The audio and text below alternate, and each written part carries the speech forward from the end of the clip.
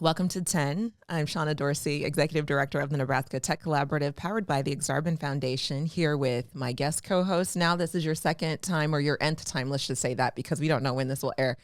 This is Grace's nth time co-hosting with me. Best time. Yes, I'm Grace Kane, the Project and Communications Coordinator for the Nebraska Tech Collaborative, and we are joined today with Joni Cobb. I'm a director at Creative Planning, which has a big old office here in Omaha, I learned recently. Awesome. Nice. So Joni is not a Nebraska native, but built something pretty special here.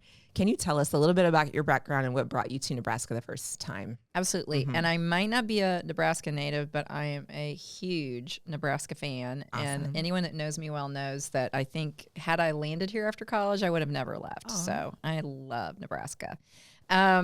And that's really true. I'm not just shining you on. We'll talk about it. So I started with the help of the state of Kansas back in 2006, an organization called Pipeline Entrepreneurs. And after about 5 years, the Kauffman Foundation came in and helped us scale it. But the rule to scaling that we created together was we were only going to go someplace physically that had partnership, not just financially, but intellectual, like enthusiastic partnership. And so I would get in my car with entrepreneurs that were excited to do it.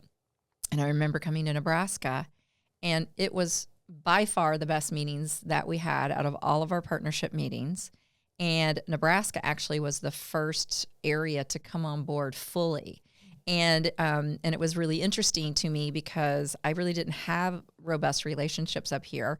And I say up here because I live in Kansas City. Yeah. And the entrepreneurs that came with me were actually from Kansas City and Wichita, but they had relationships with investors and folks like the lenders and others who had helped their companies and said, I think they would be really, really collaborative. And they really were. And I won't wax poetic too long. I'll wait for your questions. But Nebraska became part of, we called the Pipeline family before calling things a family was things everyone throws around on television now, like toilet paper family or Sprint or whatever.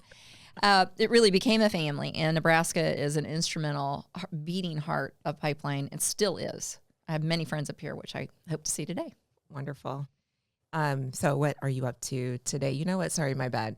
Co-host Grace. I'm so sorry. Oh, you're good. Like what I do. You're up. So what are you doing now these days? Yeah, so when I finally decided to step down from Pipeline and when I finally kind of finished up transition, it was March of 2020. Kind of an interesting time, right?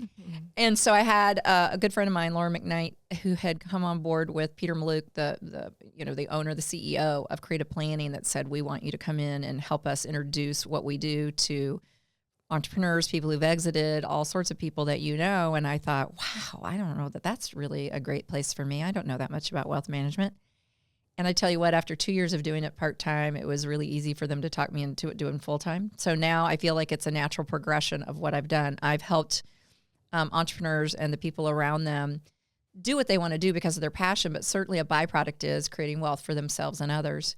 And now my job is to help them maintain it, or before they go and spend it all on the next venture, right, to make sure their families are taken care of. And there's many other things that they do besides wealth management at Creative Planning, and so I introduced that to people. So I have a lot of my former Pipeline people and the people around them have now become clients, and then I pass them off to the great Peter Maluk, who helps them figure out what to do next. So I have a great job.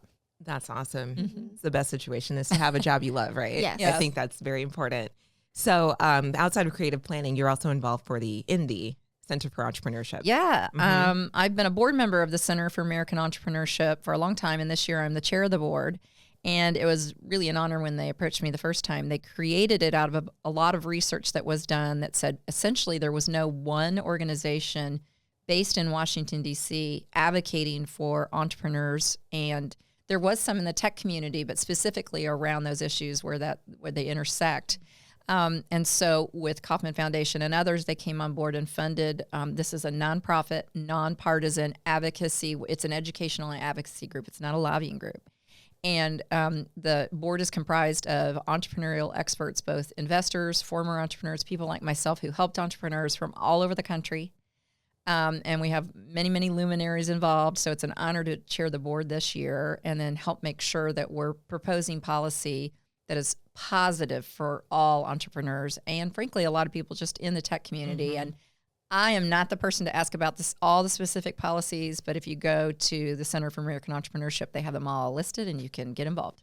That's fantastic. And thanks for the introductions you've made. I'm learning a lot about this. And like you said, it affects all of us. Like if the policies aren't great, it makes it hard to start businesses and maintain them, et cetera. So and how much, federal policy you don't realize affects, the community. They say, just stay out of our way, stay out of our business. Well, guess what? It doesn't always work that way. Sometimes you really do need proactive policy, or you don't realize that a policy is about to pass is going to have an unintended consequence on folks right in your backyard running their companies. Right.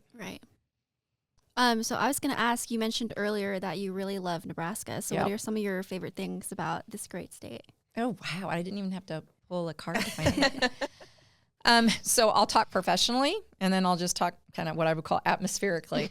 So professionally, clearly, the sense of collaboration and the partnership that Nebraska has, people throw that word around, but I want to tell you, you know the difference when you come into a community or state that is truly collaborative.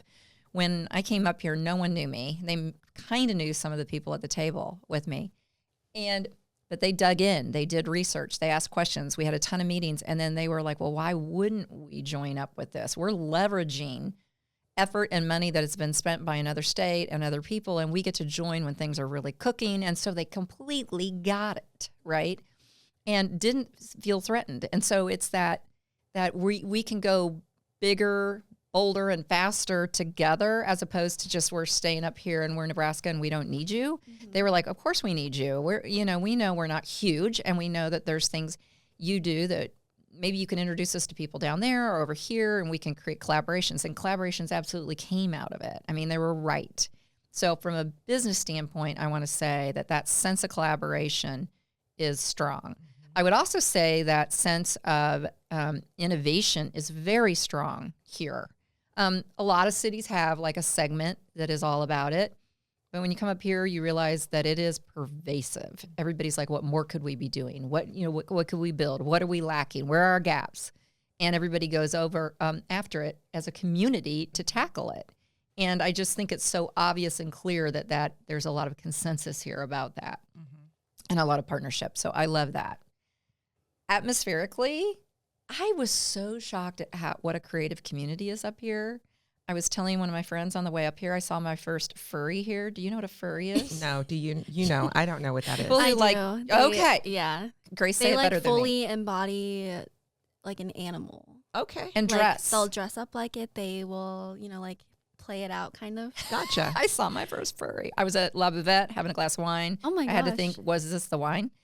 And and I looked across the street, and here came two of them, and I'm like taking video, and I'm sending them to people I know, and they're like, oh, those are furries. And this was, you guys, this was like 6-7 years ago. This wasn't like last week. Right. Okay.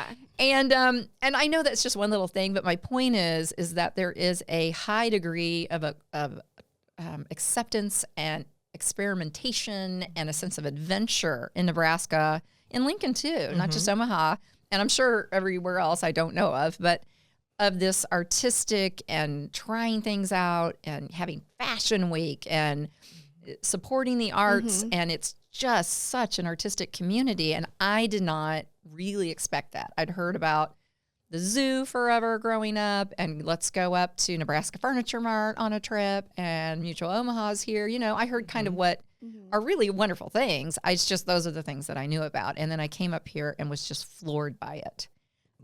So I'm a big fan atmospherically, and of course the people, very welcoming. Still to this day, if I'm up here or I'm up here with my husband or anyone else in my family, everybody wants to know where we are, what we want to do, go out for lunch. If I introduce them to people, you all have had Broadway Dreams come here and do their camps, and I have a Broadway kid, and her first camp she ever did was up here in Omaha, and got to experience the art community up here. So atmospherically, a big fan. And I love the tagline, it's not for everyone. I would agree with that. You don't want to be for everyone. Yeah. You want to be amazing. There you go. Yeah. It's really great. That's the spin. Yeah. It's really great to hear from like a non-Nebraska native how great Nebraska is. Yeah. Right. Like we all think it is. Yes. But it just is more affirming from an outsider. Agreed. Yeah. Really mean it. Like I said, my family's glad I stayed in Kansas City, but when I came up here, I was like, yes, if I would have come up here like post law school or post college and kind of got settled in, it would have been a very difficult place to leave. Got it. We're out of time. Oh my gosh. We did it. Fantastic. Thank you, Joni, for being with us. I don't know if I answered any other things you wanted me to talk about. It's perfect. Okay, I didn't get to do this, though. I know. See, it will get to yeah, but it more kind of did, because I talked about furries, and how else would that have come up had true. you not seen a weird card that said, like, what's the coolest thing you've seen in Nebraska? Yeah, in Nebraska. I don't know if it's the coolest thing.